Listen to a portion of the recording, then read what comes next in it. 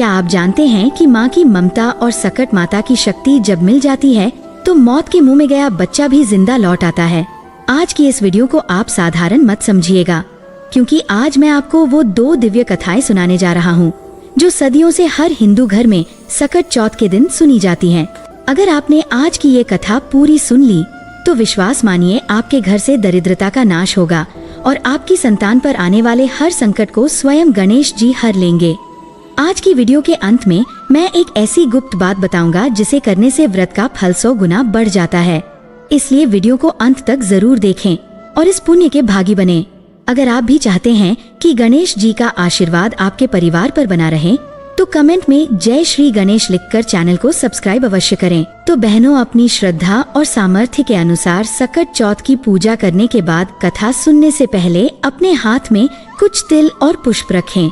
कथा समाप्ति के बाद इन तिल और पुष्प को जल के लोटे में डालकर चंद्र देवता को जल का अर्घ्य देना चाहिए, तभी कथा श्रवण का पूरा पुण्य प्राप्त होता है। एक बार एक गांव में एक बूढ़ी माई रहती थी। वह बूढ़ी माई बहुत ज्यादा गरीब थी। उन बूढ़ी माई के परिवार में उनका एक बेटा था, वही उनके बुढ़ापे का इकलौता सहारा था। उनके पास कुछ था तो नहीं, लेकिन गांव के जितने भी घरों में पशु थे उन लोगों के पशुओं को बूढ़ी माई का बेटा जंगल में चराने ले जाया करता। शाम होने पर सभी गांवों को गांव के लोगों के सुपुर्द कर दिया करता। पशु चराने के बाद गांव वाले जो कुछ भी दिया करते उसी से माम बेटे का घर चलता था। इसी तरह किसी तरह से उनके दिन कट रहे थे। एक बार की बात है, बूढ़ी माई का बेटा गांव के पशुओं को जंगल में चराने के लिए ले जा रहा था तो रास्ते में उसे गांव की कुछ महिलाएं मिली, जिनमें से एक बुजुर्ग सी दिखने वाली महिला ने उस बेटे से कहा कि बेटा, तुम तो सारा दिन जंगल में गाय चराते फिरते हो, घर में तुम्हारी माँ बैठकर पकवान बना कर खाती है। लड़का बोला, ऐसा तो हो ही नहीं सकता, मेरी माँ कभी ऐसा नहीं कर सकती। तब गांव की वह महिला बोली कि अगर तुम्हें विश्वास ना हो तो आज जरा घर थोड़ा जल्दी चले जाना, जाकर तुम खुद ही अपनी आंखों से देख लेना, और जब तुम अपनी आंखों से देखोगे तब तो तुम्हें विश्वास होगा ना। लड़के ने सोचा, ठीक है, देखने में आखिर मेरा क्या जाता है। अब लड़का हर दिन जिस समय पर अपने घर पहुंचा करता था, आज उस समय से थोड़ा पहले वह घर आ गया। उस दिन सकट चौथ का दिन था। बूढ़ी माई ने सकट चौथ का व्रत रखा था और वह तिलकुट बना रही थी। चूल्हे पर कढ़ाई चढ़ा रखी थी जिसमें वह तिल भून रही थी। जलते हुए चूल्हे पर चढ़ी हुई कढ़ाई देखकर और उसमें तिल भुने जाते देखकर अब तो लड़के को गांव की महिलाओं द्वारा सुनी गई बातों पर विश्वास होने लगा। उसने सोचा, तो आखिरकार गांव की जो चाची ताई थी वह ठीक ही कह रही थी, और यहाँ देखिए, मैं तो जंगल में भूखा प्यासा दिन भर भटकता रहता हूँ, पशु चराता फिरता हूँ, और मेरी माँ घर में पीछे पकवान बना कर खाती है। अब उसे गांव की महिलाओं द्वारा सीख लग गई तो वह लड़का अपनी माँ से बोला, माँ, मैं तो घर छोड़कर जाऊंगा। बूढ़ी माँ बोली, बेटा, ऐसी क्या बात हुई जो तू ऐसी बात सोच रहा है और कह रहा है। बेटा बोला, मैं तो चला जाता हूँ जंगल में और देख रहा हूँ तुम मेरे पीछे पकवान बना कर खाती हो, मुझे खिलाना तो दूर तुम मुझे बताती तक नहीं। माँ, अब मैं इस घर में नहीं रहूंगा, मैं तो जंगल में जाऊंगा। बूढ़ी माई ने अपने इकलौते बेटे को बहुत समझाया कि बेटा, आज तो सकट चौथ का व्रत है, इसलिए तिलकुट बना रही थी, लेकिन बेटा नहीं माना। बूढ़ी माई समझ गई कि जरूर इसे किसी ने सिखा पढ़ा दिया है और अब ये कहने से नहीं मानेगा। जब बेटा जाने लगा तो बूढ़ी माई ने बेटे से कहा कि बेटा, ये ले सकट चौथ व्रत के तिल हैं, इन्हें तुम अपने साथ लेकर जाओ, और हाँ, जब भी कभी तुम पर कोई मुसीबत आए तिल पूर के बैठ जाना, और अगर मैं तुम्हारे नाम के व्रत करती होंगी तो तुम्हारी मुसीबत टल जाएगी। लड़के ने फिर भी माँ का मन रखने के लिए अपने हाथ में वह तिल ले लिए और वह घर छोड़कर चल पड़ा। चलते चलते वह घने जंगल के पास पहुँच गया। जब जंगल के अंदर गया तो देखा सामने एक बहुत बड़ा खूंखार शेर खड़ा है। शेर ने रास्ता रोक लिया। लड़के ने सोचा, आज तो मेरा बचना बिल्कुल मुश्किल है, अब तो मुझे मरना ही है। अब वह मारे डर के कांपने लगा, थर थर कांप रहा था। और जब कोई व्यक्ति किसी मुसीबत में होता है तो डर के मारे सबसे पहले उस व्यक्ति को अपनी माँ की ही याद आती है। उस लड़के को भी अपनी माँ की याद आ गई। जैसे ही माँ की याद आई तो माँ की कही हुई बात भी याद आ गई कि बेटा जब भी कोई मुसीबत पड़े तो तिल पूर कर बैठ जाना। अब बेटे ने झट से अपनी जेब से तिल निकाले और पूर कर वहीं बैठ गया और कहने लगा, हे सकट चौथ माता, अगर मेरी माँ मेरे नाम के व्रत करती है तो ये शेर गाय बन जाए और यहाँ से चला जाए, नहीं तो आज तो मेरा मरना तय है। जैसे ही उस लड़के ने ऐसा कहा, देखते ही देखते सकट माता की कृपा से वह शेर गाय बनकर पूंछ हिलाता हुआ वहां से चला गया, क्योंकि बूढ़ी माई तो केवल अपने बेटे के नाम के ही व्रत करती थी। अब वह लड़का इधर जंगल में राम राम कहता हुआ आगे बढ़ा।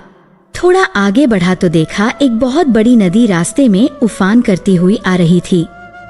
अब उसने सोचा कि अगर मैं नदी पार करूंगा तो मैं तो इतने गहरे पानी में डूब के मर जाऊंगा। एक तो नदी का बहाव तेज है, ऊपर से तूफान भी आया हुआ है। अगर मैं यह नदी पार नहीं करता हूँ तो रात भी हो गई है, पीछे घना जंगल है और जंगल में रहने वाले जंगली जानवर तो मुझे निश्चित ही जिंदा नहीं छोड़ेंगे, मुझे कच्चा खा जाएंगे। आगे कुआं पीछे खाई, फिर याद माई की आई। अब तो वह लड़का फिर से तिल पूर के बैठ गया और बोला, हे सकट चौथ माई, अगर मेरी माँ मेरे नाम के व्रत करती थी तो यह नदी 2 हिस्सों में बंट जाए और मुझे रास्ता दे दे, नहीं तो आज तो मेरा मरना तय है। अब जैसे ही लड़के ने ऐसा कहा, नदी देखते ही देखते 2 हिस्सों में बंट गई। अब उसे आगे जाने का रास्ता मिल गया, क्योंकि बूढ़ी माई तो अपने बेटे के नाम से ही व्रत करती थी। नदी पार करके वह दूसरी नगरी में पहुंच गया तो वहां उसने देखा कि एक बुढ़िया पुए बनाती जाए और आंखों से जार जार आंसू बहाकर रोती जाए। उसने इस तरह से पकवान बनाती और रोती हुई बूढ़ी माई को देखा तो पूछा, अरे माई, पुए बना रही हो, इसका मतलब तुम्हारे घर में कोई खुशी का माहौल है और साथ साथ तुम रो भी रही हो, तो जरूर तुम्हारे मन में कोई दुख भी है। अब मुझे बताओ ये खुशी और दुख एक साथ कैसे? तो वह बूढ़ी माई बोली, बेटा मैं क्या बताऊं, हमारी नगरी में हर छठे महीने आवा पकता है। उस आवे में एक इंसान की बलि दी जाती है और उस इंसान को आवे में मिट्टी के बर्तनों के साथ बिठाया जाता है और वह जीवित नहीं बचता। हर घर से रोज एक घर का नंबर आता है। आज मेरे घर की बारी है और मेरा तो एक ही बेटा है। अगर मेरा बेटा आवे में बैठ जाएगा तो फिर मेरा क्या होगा? मेरा बेटा तो आज मर जाएगा। यही सोच सोचकर मैं दुखी हूँ और रो रही हूँ। और आज मेरे बेटे का आखिरी दिन है। मैं चाहती हूँ कि आखिरी बार मैं उसके लिए पुए बनाऊं, पकवान बनाऊं, इसीलिए आखिरी बार उसके लिए भोजन बना रही हूँ। तो सोचा कुछ अच्छा बनाकर खिला दूं और मेरे बेटे को पुए बहुत पसंद हैं, इसलिए मैं उसके लिए पुए बना रही हूँ। उस दुखिया की बात सुनकर बूढ़ी माई के बेटे को उस पर दया आ गई तो वह कहने लगा, बूढ़ी माई, अगर तुम ये सारे पुए मुझे खिला दो तो मैं तुम्हारे बेटे की जगह चला जाऊंगा। तो वह बूढ़ी माई बोली, बेटा तू तो जितने चाहे मर्जी उतने पुए खा ले, चाहे तो सारे खा ले, लेकिन यूं किसी की आई पर भला कौन जाता है? बुलावा मेरे बेटे का है, लेकिन उसकी मृत्यु को कौन अपने हाथ में लेगा? तू उसके बदले क्यों जाएगा? ऐसा भला कौन खुद ही मौत को गले लगाता है? लेकिन वह बूढ़ी माई का बेटा बोला, माँ आप चिंता मत करो, मैं तुम्हारे बेटे की जगह चला जाऊंगा। इस तरह भरपेट पुए खाकर वह सो गया। उसे तो गहरी नींद आ गई। इधर राजा के आदेश पर सैनिक बूढ़ी माई के बेटे को लेने के लिए आ गए और उसका द्वार खटखटाने लगे। बूढ़ी माई ने जैसे ही आहट सुनी तो वह दूसरे कमरे में सो रहे उस अजनबी लड़के के कमरे में गई और बाहर से दरवाजा, कभी कुंडी, कभी खिड़की खटखटाने लगी, लेकिन वह लड़का तो गहरी नींद में सोया हुआ था। आखिरकार बहुत देर तक खटखटाने के बाद वह लड़का उठकर बैठ गया और बोला, माई आ गए क्या लेने वाले? तो बूढ़ी माई बोली, हाँ बेटा, राजा के सैनिक आ गए। और फिर वह बेटा सैनिकों के साथ साथ चला गया, जाकर आवा में बैठ गया। आवा में बैठते ही उसे अपनी माँ की याद आई। उसने अपने हाथ में फिर से तिल लिए और बोला, हे सकट चौथ माता, अगर मेरी माता मेरे नाम के व्रत करती है तो आज ये जलती आग मेरा कुछ भी ना बिगाड़ पाए। मैं इस आग में ना जलूं, नहीं तो आज तो मेरा जलना तय है। 3 दिन हो गए। वही पास ही में कुछ बच्चे गिल्ली डंडा खेल रहे थे। खेलते खेलते बच्चों की गिल्ली उस बड़े से मटके से जा टकराई जिसके अंदर वह लड़का और कुछ बर्तन रखे थे और आवा पका हुआ था। जैसे ही टन से आवाज आई उस मटके से तो आसपास के सभी लोग हैरान रह गए कि पहले तो ये हवा 6 महीने में पकता था, आज 3 ही दिन में कैसे पक गया। यह बात जानते ही सारी नगरी इकट्ठा हो गई। राजा को पता चला तो राजा को भी बुलवा लिया गया। अब तो उस आवा के चारों ओर बड़ी भारी भीड़ इकट्ठी हो गई। अब राजा ने सैनिकों से कहा कि मटका उतारो। जैसे ही सैनिक मटका उतारने लगे, अंदर से आवाज आई, भाई धीरे धीरे उतारो, भाई धीरे धीरे उतारो। यह आवाज सुनते ही सैनिक तो डर के मारे दूर भाग गए कि आज तक तो इसमें से कभी कोई आवाज नहीं आई, लगता है अंदर कोई भूत है। अब तो राजा भी तलवार निकालकर खड़े हो गए और बोले, सच सच बता मटके के अंदर तू कौन है। तब मटके में से बूढ़ी माई का बेटा निकला और बोला, महाराज मैं कोई भूत वूत नहीं हूँ, ना ही मैं कोई पिशाच हूँ, बल्कि मैं तो एक बुढ़िया का बेटा हूँ और मेरी माई मेरे नाम के सकट चौथ के व्रत किया करती थी। मैं तो बस गांव की चाची ताई के सिखाए में आ गया और घर छोड़कर निकल आया। मेरी माँ ने चलते समय मुझे ये कुछ तिल दिए थे और कहा था कि बेटा अगर कभी तुझ पर कोई मुसीबत पड़ेगी तो वह टल जाएगी। अब भाई ये देखो, मैं तो ये तिल पूर के किसी भी मुसीबत में जाता हूँ और वहाँ पर तिल पूर कर बैठ जाता हूँ तो मेरे ऊपर जो भी मुसीबत आती है वह टल जाती है। ये बात सुनकर रानी बोली, राजा जी क्यों ना अपनी राजकुमारी का ब्याह हम इससे कर दें, क्योंकि इसको तो आग भी नहीं जला सकी। राजा को रानी की बात सही लगी और फिर राजा रानी ने अपनी बेटी का विवाह उस लड़के के साथ कर दिया। अब बूढ़ी माई का वह बेटा राजा के राजमहल में घर जमाई बनकर रहने लगा। अब तो बड़े ठाठ से उसके दिन बीतने लगे। राजा की बेटी और वह बूढ़ी माई का बेटा दोनों एक दिन छत पर घूम रहे थे। छत पर घूमते घूमते बूढ़ी माई के बेटे को अपने गांव की, अपने देश की याद आई और अपनी माँ की याद आई। तो बूढ़ी माई का बेटा अपनी पत्नी से बोला कि देखो आज तो हमारे गांव की तरफ बादल छाए हैं, लगता है बहुत जोर से बारिश होगी। राजा की बेटी ये बात सुनकर हैरान रह गई, फिर पूछने लगी, क्या आपका भी कोई गांव है। तो बूढ़ी माई का बेटा बोला, हाँ हमारा भी गांव है, हमारा भी घर है और मेरी माँ भी है, सब कुछ मेरी माँ ही तो है। राजा की बेटी बोली, तो फिर हम यहाँ क्या कर रहे हैं, हम भी अपने घर चलेंगे बूढ़ी माई के पास। बूढ़ी माई का बेटा बोला कि तुम अपने पिताजी से पूछ लो, अगर वह कहेंगे तो ही तुम्हें हम अपने घर लिवा कर ले जाएंगे। अब तो राजा की बेटी महल में जाकर अपने पिताजी से बोली, पिताजी आपके जमाई जी अब अपने घर जाना चाहते हैं। राजा ने कहा, ये तो बहुत अच्छी बात है, दूर जमाई लाख जमाई, घर जमाई खाक जमाई।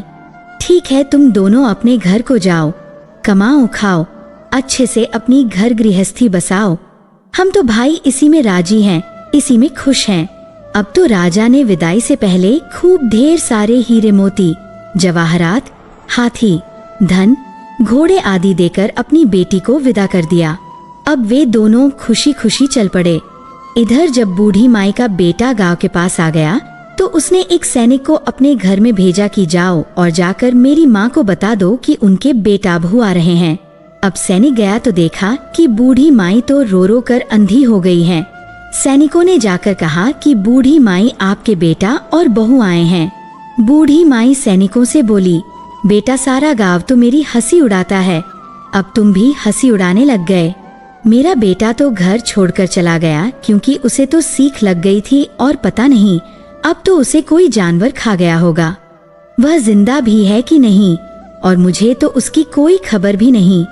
तो सैनिक कहने लगे, नहीं माई, आपका बेटा सचमुच आया है और अपनी पत्नी को भी लेकर आया है।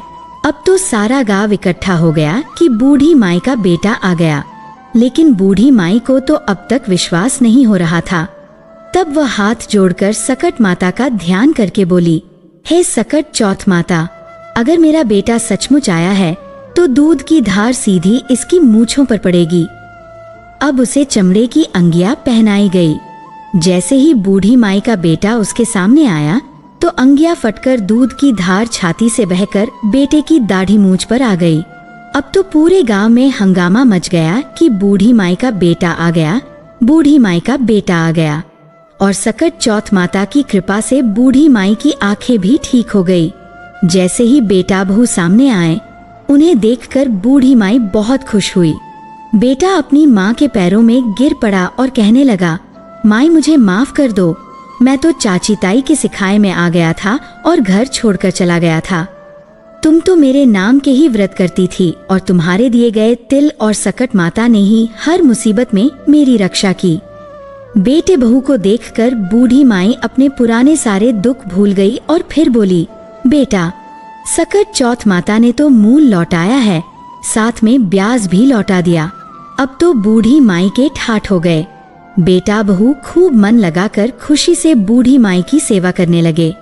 हे सकट चौथ माता, जैसी कृपा आपने बूढ़ी माई पर करी वैसी कृपा सब पर करना। इस कहानी को कहते, सुनते और हुंकारा भरते सब पर करना, सभी के परिवार जनों पर करना, हम सब पर भी करना। ये थी सकट चौथ व्रत की पहली कहानी। अब सुनिए गणेश भगवान की एक और कहानी जो उतनी ही चमत्कारिक और शिक्षाप्रद है। एक बार की बात है, एक शहर में देवरानी जेठानी रहा करती थी। देवरानी तो गणेश भगवान की बड़ी भक्त थी और वह नियमित पूजा पाठ भी करती थी। देवरानी का पति जंगल से लकड़ियां काटकर उसे बेचा करता और अक्सर बीमार भी रहता था। देवरानी गरीब थी और जेठानी बहुत अमीर थी। देवरानी अपनी जेठानी के घर का सारा काम करती और बदले में जेठानी उसे बचा हुआ खाना, पुराने कपड़े आदि दे दिया करती थी। इसी से देवरानी का परिवार चल रहा था। ऐसा करते करते देवरानी के दिन किसी ना किसी तरह से गुजर रहे थे। ऐसा ही करते करते अब माघ का महीना आ गया और चतुर्थी तिथि पर देवरानी ने तिल चौथ यानी सकट चौथ का व्रत रखा और पूजा करके तिल चौथ की कथा सुनी। फिर तिलकुटा छींके में रख दिया और सोचा कि रात को चंद्रमा निकलने के बाद ही कुछ खाऊंगी। इस तरह से कथा सुनकर वह जेठानी के यहाँ काम करने चली गई। जेठानी के यहाँ पहुंचकर भोजन बनाकर जेठानी के बच्चों को भोजन करने के लिए कहने लगी तो बच्चे बोले, चाची माँ ने तो व्रत रखा है और माँ भूखी है, माँ जब भोजन करेंगी तभी हम भी करेंगे। जब जेठ जी को भोजन करने के लिए कहा तो जेठ जी बोले, मैं अकेला नहीं खाऊंगा, जब चंद्रमा निकलेगा तभी मैं भी खाऊंगा। अब देवरानी ने कहा कि मुझे भी घर जाना है, इसलिए मुझे खाना दे दो। तब जेठानी ने उससे कहा कि आज तो अभी तक किसी ने भी भोजन नहीं किया तो मैं तुम्हें कैसे दे दूं? तुम सवेरे ही बचा हुआ खाना ले जाना। जेठानी की ये बात सुनकर देवरानी उदास होकर घर चली आई। देवरानी के घर पर पति और बच्चे सब आस लगाए बैठे थे कि आज तो त्योहार का दिन है, कुछ अच्छा खाने को मिलेगा। लेकिन जब बच्चों को पता चला कि आज तो रोटी भी नहीं मिलेगी तो बच्चे रोने लगे। यह देखकर देवरानी के पति को गुस्सा आ गया और कहने लगा, दिन भर काम करने के बाद भी 2 रोटियां नहीं ला सकती तो काम ही क्यों करती हो?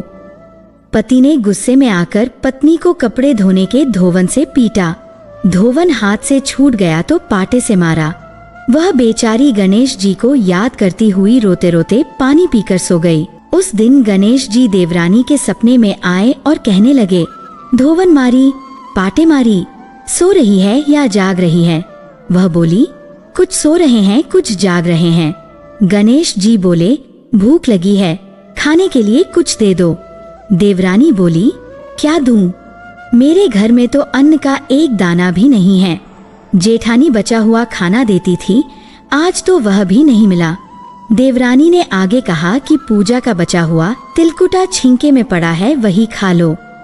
गणेश जी ने निकालकर तिलकुटा खाया और उसके बाद कहने लगे, धोवन मारी, पाटे मारी, निमटू कहाँ? बहुत जोर की शंका लगी है, कहाँ निमटू?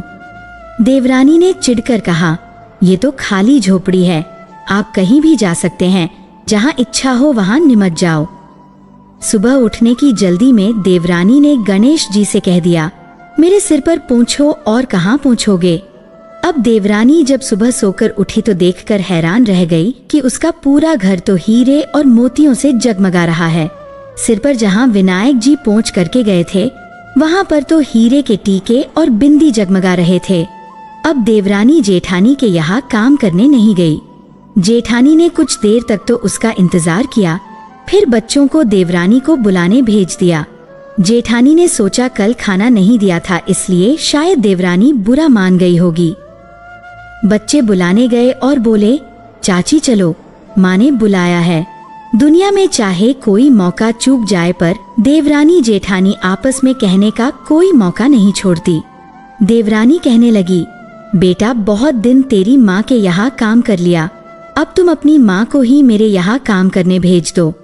बच्चों ने घर जाकर माँ से कहा, मामा चाची का पूरा घर तो हीरे और मोतियों से जगमगा उठा है। जेठानी को विश्वास नहीं हुआ, दौड़कर झट देवरानी के घर पहुंची। देखकर हैरान रह गई और पूछा, ये सब कैसे हो गया? तब देवरानी ने जेठानी को रात में हुई सारी घटना बताई। जो कुछ भी उसके साथ हुआ था एक एक बात सच सच बता दी, क्योंकि वह दिल की बहुत सच्ची थी। अब तो घर लौटकर जेठानी ने कुछ सोचा और अपने पति से कहने लगी, सुनिए, आज आप मुझे धोवन और पाटे से मारो। उसका पति बोला, अरे भल मानस, मैंने तो कभी तुम पर हाथ तक नहीं उठाया, मैं भला तुम्हें धोवन और पाटे से कैसे मार सकता हूँ? पर वह नहीं मानी और जिद करने लगी। आखिरकार मजबूर होकर पति को उसे मारना पड़ा। मार खाने के बाद उसने ढेर सारा घी डालकर चूरमा बनाया और छिंके में रखकर सो गई। रात को विनायक जी जेठानी के सपने में भी आए और कहने लगे कि भूख लगी है, मैं क्या खाऊं? जेठानी बोली, हे भगवान गणेश, आपने तो मेरी देवरानी के घर पर एक चुटकी सूखा तिलकुट खाया था, मैंने तो झड़ते घी का चूरमा बनाया है और आपके लिए छिंके में रखा है, साथ साथ फल और मेवे भी रखे हैं, जो आपकी इच्छा हो खा लो। गणेश जी बोले, खा लिया, अब बताओ निपटे कहाँ? जेठानी बोली, उसके यहाँ तो टूटी हुई झोपड़ी थी, मेरे यहाँ तो बहुत अच्छा महल है, जहाँ चाहो निपट सकते हो। तो गणेश जी ने पूछा, अच्छा अब बताओ पोंछू कहाँ? वह बोली, मेरे माथे पर बड़ी सी बिंदी लगाकर पोंछ लो। धन की भूखी लालची जेठानी रात भर खुशी से फूली नहीं समा रही थी। सोच रही थी कि सुबह जब वह उठेगी तो पूरा घर उसे हीरे मोती, सोने जवाहरात, चांदी से भरा मिलेगा। सोचते हुए वह सुबह जल्दी उठ गई, लेकिन यह क्या?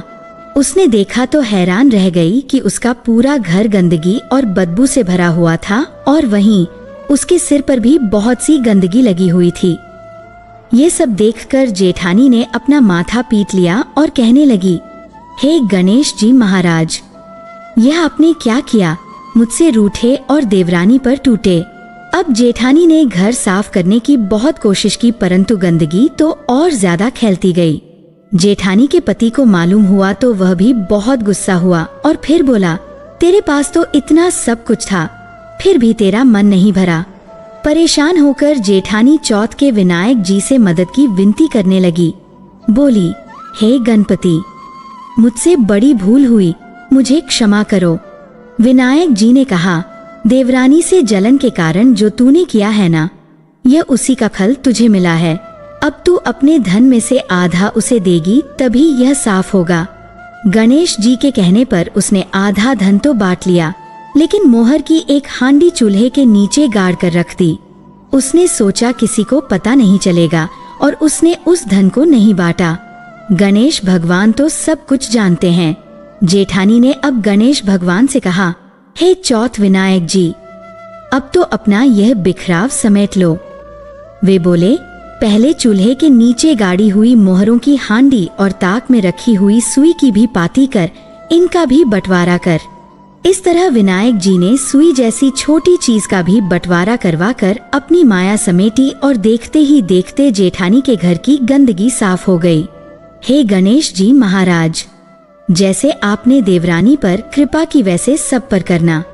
कहानी कहने वाले, सुनने वाले और हुकारा भरने वाले सब पर कृपा करना, किंतु जेठानी को जैसी सजा दी वैसी किसी को मत देना। बोलिए गणेश जी महाराज की जय। श्रोताओं, कैसी लगी आपको आज की ये दिव्य कथाएं? आशा है कि सकट माता और गणेश जी का ये चमत्कार सुनकर आपका मन भक्ति से भर गया होगा। जैसा कि मैंने शुरू में कहा था, इस व्रत का पूरा फल पाने के लिए आज रात चंद्रमा को अर्घ्य देते समय अपनी संतान का नाम जरूर लें और उनके अच्छे भविष्य की कामना करें।